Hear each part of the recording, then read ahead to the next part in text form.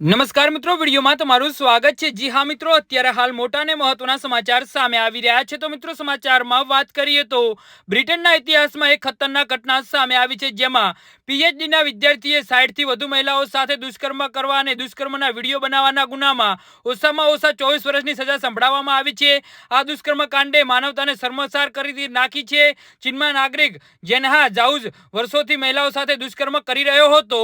જી હા મિત્રો, અત્યારે હાલ મોટા સમાચાર સામે આવી રહ્યા છે। મળતી માહિતી મુજબ જોઉજે 60 થી વધુ મહિલાઓ સાથે નશીલો પદાર્થ આપીને તેમનું દુષ્કર્મ કર્યું હતું। આ દરમિયાન વિડીયો રેકોર્ડિંગ પણ કર્યું હતું।